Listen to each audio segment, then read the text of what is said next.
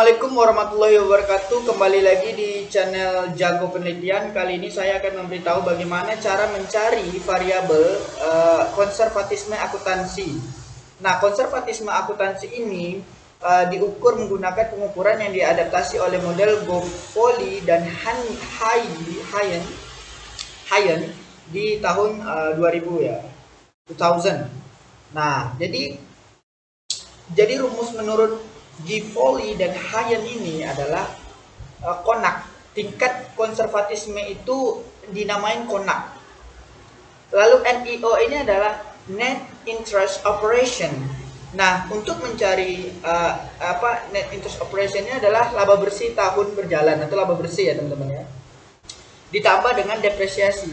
Depresiasi ini apa? Depresiasi ini adalah penyusutan. Biasanya terjadi penyusutan itu adalah aset tetap. Lalu CFO ini adalah cash flow operation.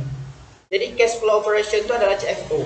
Lalu TA ini apa? TA ini sudah jelas adalah total aset atau total aktiva ya.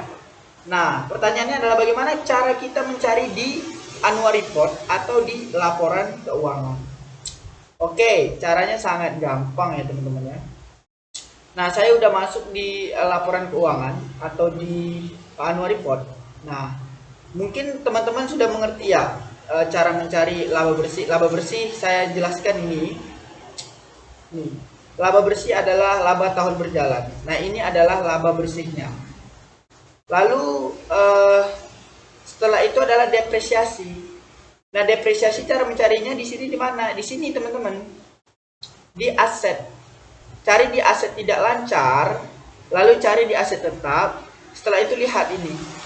Ini adalah hasil dari depresiasi, penyusutan. Ini ya teman-teman, penyusutan. Depreciation dan ini dia penyusutan. Arti depreciation itu penyusutan. Nah, inilah dia sebenarnya. Oke. Nah, lalu setelah itu arus kas dari kegiatan operasi. Bagaimana cara mencari arus kas dari kegiatan operasi? Ada di bawah sini. Nah, ini dia teman-teman, arus kas dari kegiatan operasi. Nah, paham ya teman-teman ya? Inilah dia 18797. Nah, lalu total aset di mana? Total aset carinya gampang banget. Carinya ada di sini. Nah, ini total aset. Aset tetap untuk melihat dari depresiasinya ini. Ya. Nah, lihat di sini aset tetap setelah dikurangi. Nah, ini total asetnya. Oke. Gampang banget kan? Oke, ini saya memberikan satu contoh. Karena tidak semua laporan keuangan itu sama.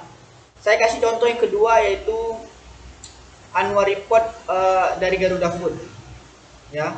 Tapi misalkan teman-teman ingin mencari misalkan berapa sih akumulasi penyusutannya gitu kan.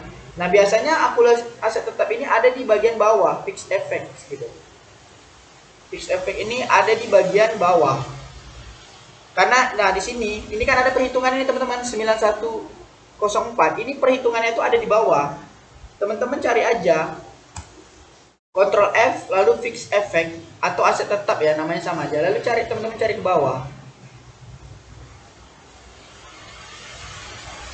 Teman-teman cari ke bawah terus saja. Terus saja.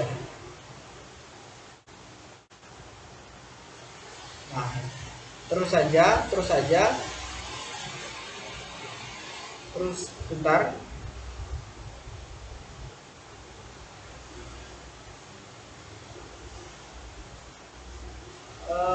Sebentar 2021. Nah, ini teman-teman.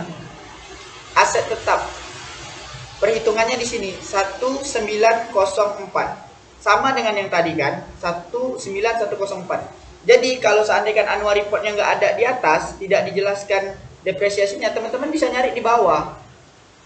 Di aset tetapnya pasti ada fixed effect kayak seperti ini. Nah, lihatnya di sini. Ini tahun 2022. Ini tahun 2021. Nah, untuk melihat hasil akhirnya net book value-nya ini gitu. Ini hasil akhirnya. Bukan yang ini ya, tapi yang ini. Yang ini nih biasanya itu di tahun sebelumnya. Ini lihat. Di tahun 2021 ini dia 9712 nih.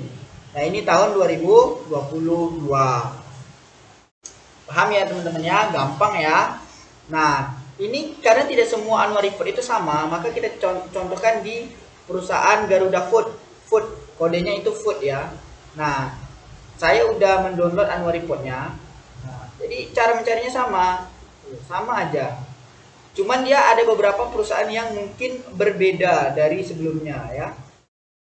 Nah, contoh misalkan kita ingin mencari laba bersih, teman-teman pasti tahu laba tahun berjalan ini ya. Oke. Nah, untuk melihat aset tidak lancarnya ini, di sini tidak ada yang seperti ini tadi teman-teman. Tidak ada. Tidak ada penjelasan dari tentang depresiasinya. Berapa sih depresiasinya? Dia tidak dijelaskan. Berbeda dengan ini. Kali ini aset tetapnya dijelaskan. Nah, sedangkan di sini aset tidak lancarnya, aset tetapnya tidak dijelaskan. Bagaimana kita mencari tahu? Ya kita tetap cari tahu dengan cara, nah, Ctrl F, ketik aset tetap ini kita cari sampai ke bawah. Kita cari yang seperti yang sama. Oke, teman-teman, kita cari terus sampai ke bawah ya.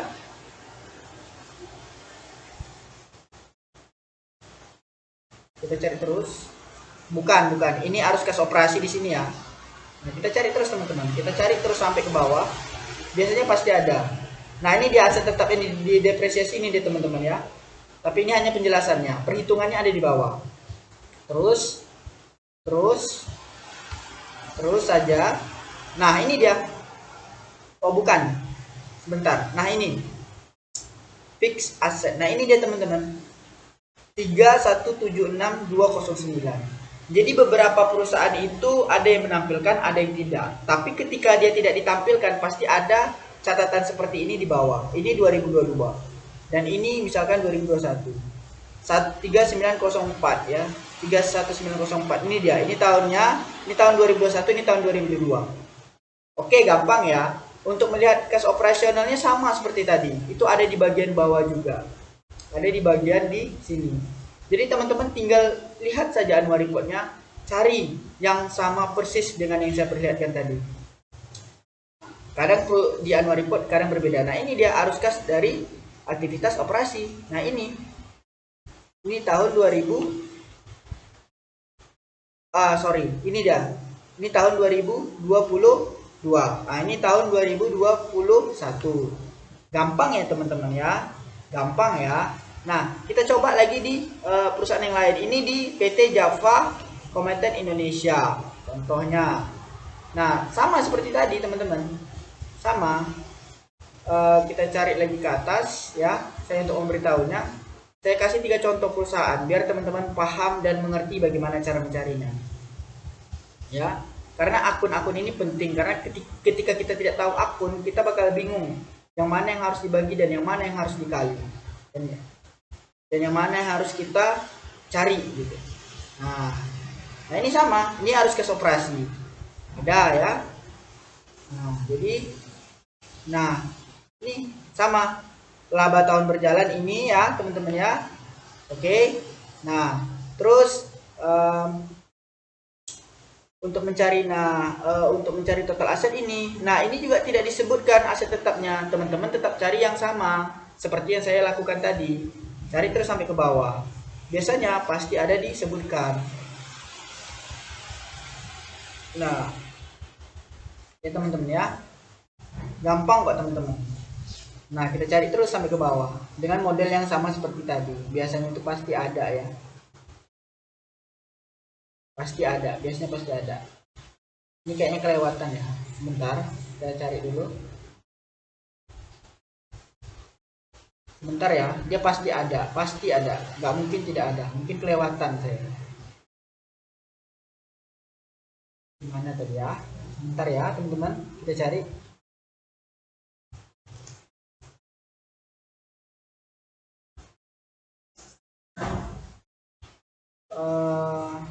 Bukan ya. Nah, ini aset tetap ada kan? Nih, ini dia hasilnya teman-teman. Net carrying value, nilai ternyata itu. Nah, ini dia nilai penyusutan, nilai akumulasi penyusutannya. Ini dia. Oke teman-teman, gampang. Nah, tadi kita mencari akun, sekarang menghitung. Nah, saya ajarin satu persatu nih, gitu. Biar yang lain paham. Nah, yang ini adalah laba tahun berjalan. Laba tahun berjalan itu adalah laba bersih. Baik, kita masukin ya di kalkulator ya. 1792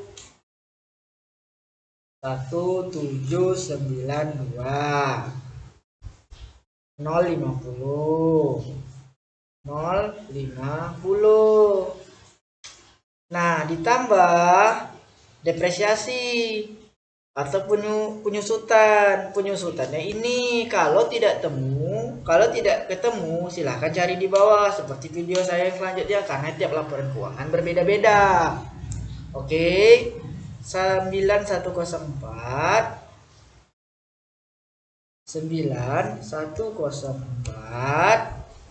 ya 799 sama dengan, nah lalu dikurang dengan apa? Cash flow di mana? Di bagian sini. Nah ya, dia setelah laba per lembar saham, setelah laporan laba rugi komprehensif, dia di bagian bawah sini. Nah ini dia, inilah dia 1835 ya. Setelah 1835 397 sama dengan dikali minus 1 sama dengan, kenapa dikali minus 1? Sesuai rumus. Ini rumusnya. Oke, paham? Lalu total aset kita nyarinya di sini. Nah, ini total aset 29249. Dibagi lagi 29249. Nah, baru 340 sama dengan, nah inilah hasilnya 309 minus. Oke, paham ya? Kalau video ini bermanfaat, jangan lupa klik like, share, dan subscribe ya teman-teman. Terima kasih.